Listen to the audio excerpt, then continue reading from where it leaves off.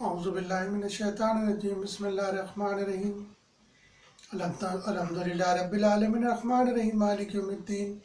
ایاک نعبد و ایاک نستعین اہدنا الصراط المستقیم صراط الذین انعمت علیہم غیر المغضوب علیہم ولا الضالین قل هو اللہ احد اللہ الصمد لم یلد ولم یولد ولم یکن له کفوا احد اللهم صل على محمد وعلى آل محمد كما صليت على إبراهيم وعلى آل إبراهيم إنك حميد مجيد اللهم بارك على محمد وعلى آل محمد كما باركت على إبراهيم وعلى آل إبراهيم إنك حميد مجيد بسم اللہ الرحمن الرحیم السلام علیکم۔ اسلامک ہسٹری یوٹیوب چینل کی طرف سے میں ندیم ریاض آپ کی خدمت میں حاضر ہیں، اور آج آپ کے لیے ہم، جیسا کہ آپ کو پتہ ہے، محرم الحرام کا مہینہ چل رہا ہے، اور واقعہ کربلا کے بارے میں ہم انشاءاللہ تعالیٰ آپ کو جو بھی تفصیلات ہیں اور جو بھی ان کے کردار ہیں اس کی تمام ڈیٹیل انشاءاللہ تعالیٰ فراہم کریں گے۔ اور کیونکہ یہ موضوع ذرا طویل ہے، اس لیے اس کی دو حصے یا دو پارٹ ہیں۔ ایک پہلا پارٹ آج پیش کیا جا رہا ہے آپ کی خدمت میں، دوسرا پارٹ انشاءاللہ کل پیش کیا جائے گا۔ تو ہمارا اسلامک ہسٹری چینل اسلامک واقعات جو ہیں، اسلامی تاریخ کے، ان کی ویڈیو پر مشتمل ہے، اور انشاءاللہ آئندہ ہم جو پوری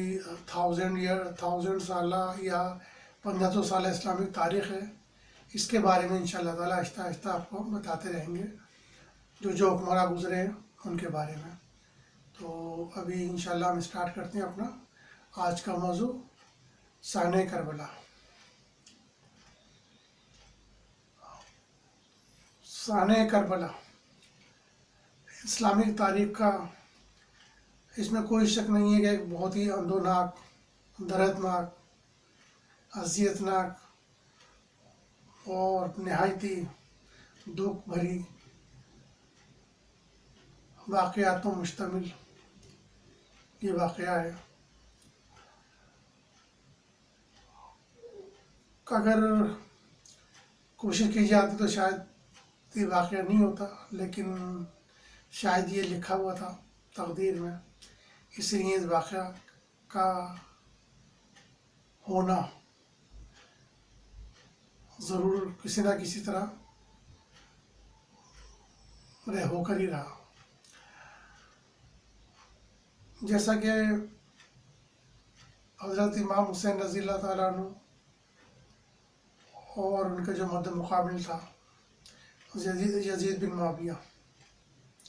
یہ واقعہ صرف اگر کربلا ہی کا دیکھا جائے گا تو یہ کربلا تک محدود نہیں ہے، اس کا ایک بہت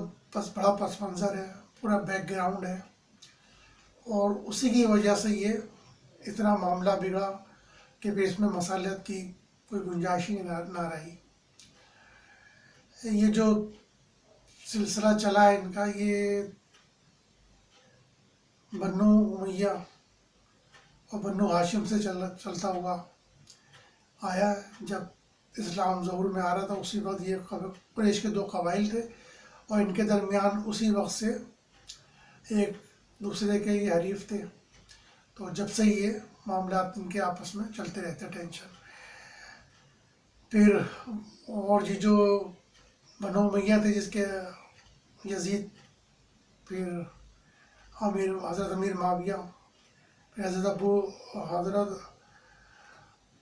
سفیان تھے، ابو سفیان تھے، یہ سارے جو قریش کے اس وقت سردار تھے، ابو سفیان، اور کافی حد تک یہ سمجھو جب بھی اسلام کا ظہور ہوا تو سب سے زیادہ مخالفت جو قریشی کرتے تھے، اور قریش کے بڑے بڑے سردار اس میں پیش تھے، جس میں ابو سفیان بھی شامل تھے۔ اور آپ جا کے تقریباً جب فتح مکہ ہوا ہے تو اس میں مسلمان ہوئے، اس کے بعد پھر آپ نے ایک دو جگہوں میں غزوات میں بھی شرکت کی، اور ان کے صاحبزادے حضرت امیر معاویہ رضی اللہ تعالیٰ عنہ، وہ بھی پھر تقریباً فتح مکہ کے وقت، بلکہ صلح حدیبیہ کے بعد انہوں نے اسلام قبول کر لیا تھا لیکن ظاہر نہیں کیا تھا۔ اس کے بعد جب یہ فتح مکہ ہوا تو وہ پھر وہ اپنے پورے گھر کے ساتھ وہ بھی مسلمان ہو گئے تھے، امیر معاویہ۔ اس کے بعد حضور صلی اللہ علیہ وسلم کے بعد حضرت ابوبکر صدیق خلیفہ بنے۔ حضرت ابوبکر صدیق کے دور میں حضرت امیر معاویہ کے بھائی جو تھے وہ حاکم یا گورنر شام بنائے گئے۔ حضرت عمر فاروق کے دور میں ان کے بھائی کا انتقال ہوا تو پھر اس کے بعد حضرت امیر معاویہ رضی اللہ تعالیٰ عنہ نے وہاں شام کی گورنری کہہ لیں وہ سنبھال لی، اور پھر وہ حضرت عمر فاروق نے بھی ان کو برقرار رکھا۔ پھر اس کے بعد حضرت عثمان غنی کا دور آیا، اس میں بھی آپ اسی عہدے پر فائز تھے، تقریباً 20 سال تک آپ گورنری کے عہدے پر شام کے فائز رہے۔ جب حضرت عثمان غنی کا شہادت کا واقعہ پیش آیا، وہ بھی بہت ہی اسلامی تاریخ کا اندوناک واقعہ تھا کہ آپ کا محاصرہ کیا گیا، اور آپ صرف اچھی خاصی عمر تھی 80 سال تک کے، آپ کی صرف وائف ہی تھیں آپ کے ساتھ، حضرت نائلہ رضی اللہ تعالیٰ عنہ، اور پھر آپ کو شہید کیا گیا۔ شہید کے بعد آپ کی وائف کی بھی انگلیاں کٹی، اس میں آپ قرآن شریف بھی تلاوت کر رہے تھے، اس پہ خون بھی گرا آپ کا۔ اور جو باغی تھے جنہوں نے قتل کیا، جو گہرا ڈالے تھے، پھر انہوں نے مطالبہ کیا کہ حضرت علی کرم اللہ وجہہ کو خلیفہ بنایا جائے، ورنہ ہم جو ہے یہاں وسعت کریں گے سب کو۔ پہلے حضرت علی کرم اللہ وجہہ منع کرتے رہے، لیکن اس کے بعد پھر انہوں نے خلافت قبول کر لی۔ تو جب حضرت عثمان غنی کی شہادت ہوئی اور حضرت علی کرم اللہ وجہہ خلیفہ بن گئے، تو امیر معاویہ جو تھے، حضرت امیر معاویہ، وہ اس وقت شام میں گورنر تھے، تو انہوں نے پھر یہ خلافت نہیں مانی حضرت علی کرم اللہ وجہہ کی، اور اس شام کے والوں نے ان سے بیعت کر لی، اور اس طرح جو شام تھا وہ سمجھے حضرت علی کرم اللہ وجہہ کی خلافت سے الگ ہوا۔ یہ آپس میں چپکلی چلتی رہی۔ پھر ایک واقعہ ہوا جنگ جمل کا، تو اس میں بھی حضرت عثمان غنی کی جو شہادت تھی اس کا قصاص کے لیے وہ حضرت وسلم کی زوجہ محترمہ امہات المومنین حضرت عائشہ صدیقہ رضی اللہ تعالیٰ عنہ اور حضرت زبیر رضی اللہ تعالیٰ عنہ، حضرت طلحہ رضی اللہ تعالیٰ عنہ، ان کے جتنے بھی اصحاب تھے، یہ سب نے پھر قصاص عثمان کے لیے بصرہ کی طرف جانے کا رخ کیا، اور وہاں پر پھر آپ کو پتہ ہی ہے کہ ایک اور اندوناک مسلمانوں کے درمیان جنگ ہوئی تھی، جس میں بھی ہزاروں لوگ شہید ہوئے۔ تو وہ بھی حضرت امیر معاویہ رضی اللہ تعالیٰ عنہ اس وقت بھی قصاص عثمان کے سلسلے میں حضرت عائشہ صدیقہ رضی اللہ تعالیٰ عنہ اور حضرت زبیر رضی اللہ تعالیٰ عنہ اور حضرت طلحہ رضی اللہ تعالیٰ عنہ کے ساتھ تھے، حمایت کر رہے تھے ان کی۔ خیر وہ جنگ ختم ہوئی، پھر ایک اور جنگ خود حضرت امیر معاویہ اور حضرت علی کرم اللہ وجہہ کے درمیان ہوئی، جنگ صفین جس کو کہتے ہیں۔ تو اس طرح یہ معاملہ شروع سے ہی چل رہے تھے۔ پھر حضرت علی کرم اللہ وجہہ کی شہادت ہوتی ہے، اور حضرت علی کرم اللہ وجہہ کی شہادت کے بعد حضرت امام حسن رضی اللہ تعالیٰ عنہ خلیفہ بنتے ہیں۔ آپ 6 ماہ خلیفہ رہتے ہیں، اور اس کے بعد جب حضرت امیر معاویہ رضی اللہ تعالیٰ عنہ کی اور حضرت امام حسن رضی اللہ تعالیٰ عنہ کے درمیان جب جنگ کی نوبت آتی ہے، تو حضرت امیر معاویہ رضی اللہ تعالیٰ عنہ آپ کو پیشکش کرتے ہیں کہ ہم جنگ سے بہتر ہے ہم صلح کر لیں۔ تو پھر حضرت امام حسن رضی اللہ تعالیٰ عنہ اس پر راضی ہوتے ہیں، پھر دونوں کے درمیان 3 رکعتی معاہدہ ہوتا ہے، جس کے بعد حضرت امام حسن رضی اللہ تعالیٰ عنہ خلافت امیر معاویہ کے حوالے کر دیتے ہیں۔ اس طرح امیر معاویہ جو تھے وہ پوری اسلامی مملکت کے سربراہ بن گئے، اور یہ سلسلہ ان کا تقریباً 20 سال جاری رہا۔ تو 20 سال تک گورنر رہے تھے، اور 20 سال انہوں نے خلافت کی، تقریباً 40 سال تک یہ اسلامی حکومت کے ساتھ کسی نہ کسی طرح سے وابستہ رہے۔ آپ جب خلیفہ بن گئے، بہت فتوحات بھی ہوئیں، مستحکم بھی ہو گیا اسلامک دور، اور کسی طرح کی سورج وغیرہ نہیں تھی۔ پھر آپ نے اپنی زندگی میں اپنے صاحبزادے جو تھے یزید بن معاویہ، ان کو اپنا ولیعہد بنا دیا، اور یہیں سے جو ہے نا یہ واقعہ کربلا کی سمجھے شروعات ہوتی ہیں، ابتدا ہوتا ہے۔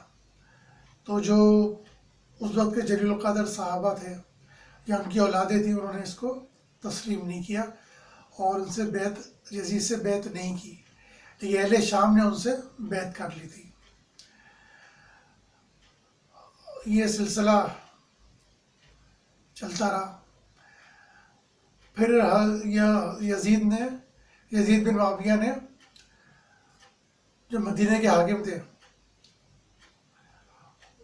ان کو خط لکھا اور ان سے کہا کہ آپ حضرت امام حسین رضی اللہ تعالیٰ عنہ، حضرت زبیر بن عبداللہ بن زبیر رضی اللہ تعالیٰ عنہ سے بیعت لیں۔ حضرت عبداللہ بن زبیر جو تھے وہ وہاں سے مدینہ سے نکل کے مکہ پہنچ گئے، اور مکہ جا کے انہوں نے لوگوں کو اپنے ساتھ ملایا، اور یزید نے جب دیکھا کہ وہ مکہ پہنچ گئے تو پھر اس نے وہاں کے جو حاکم تھے ان سے کہا کہ ان کو گرفتار کر کے ہمارے فوراً پیش کرو اور ان سے یا بیعت لو۔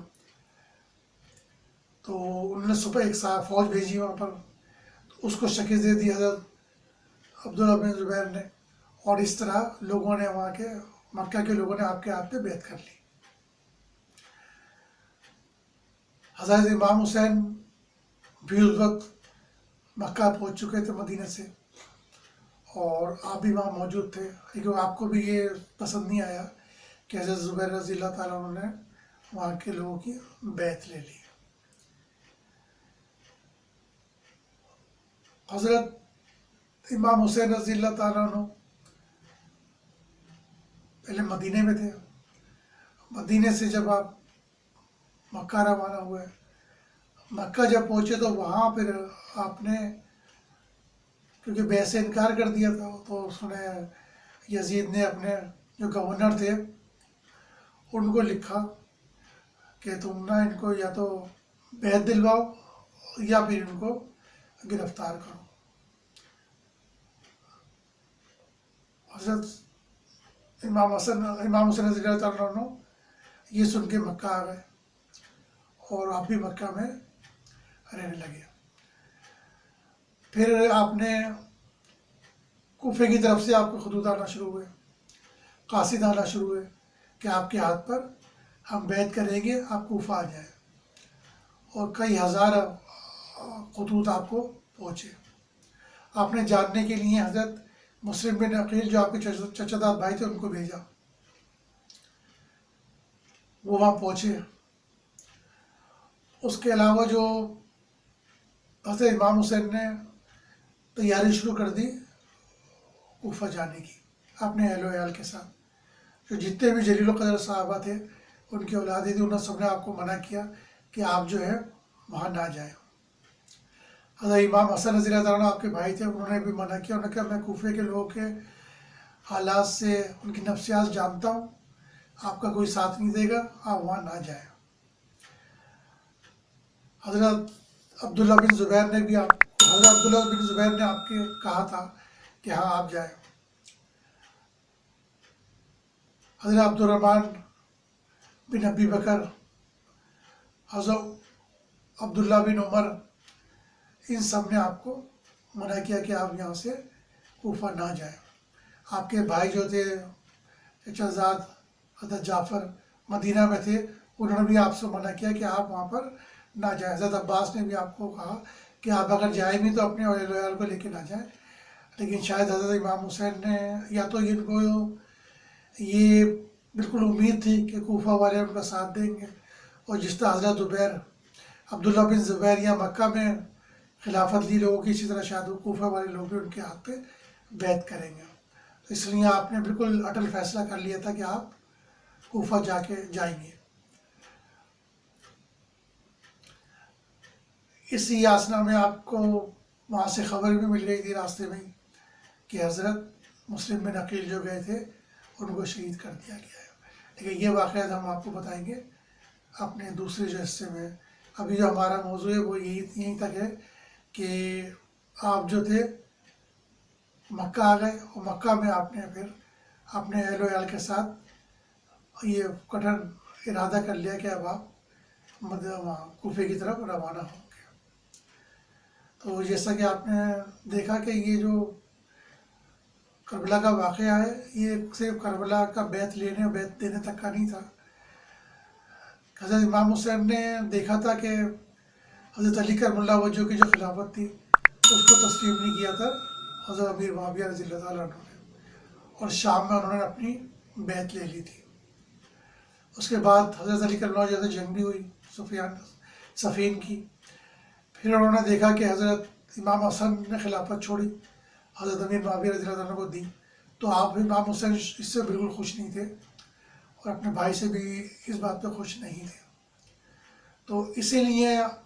جب یہ موقع آیا کہ حضرت امیر معاویہ کا انتقال ہوا اور یزید خلیفہ بنا، تو پھر آپ نے اٹل فیصلہ کر لیا کہ اب جو ہے وہ یزید کے خلاف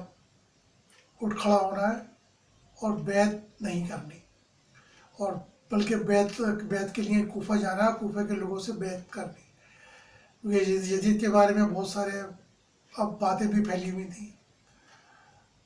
اس کے دینی کردار کے بارے میں، اخلاقیات کے بارے میں، اس کے جو دینی فرائض تھے جو حرام تھے ان کو حلال کرنے کے بارے میں، اس طرح کی بہت ساری باتیں پھیلی ہوئی تھیں. تو اس لیے آپ نے یہ اٹل فیصلہ کیا کہ وہ اسلام کی خاطر، اسلام کی بقا کی خاطر، اور یہ جو معاملات ہیں اسلام کے خلاف جو ہو رہے ہیں ان کے خلاف وہ جہاد کریں گے اور کوفہ جائیں گے. پھر آپ یہاں سے مکہ سے کوفہ روانہ ہوتے ہیں. کوفہ سے لے کر اور شہادت تک 10 محرم تک کے واقعات انشاءاللہ ہم آپ کو اپنی دوسری ویڈیو میں پیش کریں گے. ہمارا اسلامک ہسٹری چینل آپ دیکھتے رہیے، اس کو سبسکرائب کیجیے، لائک کیجیے، تاکہ اسی طرح کی ویڈیو انشاءاللہ آپ کو آئندہ بھی پیش کرتی جائیں گی. السلام علیکم ورحمۃ اللہ وبرکاتہ.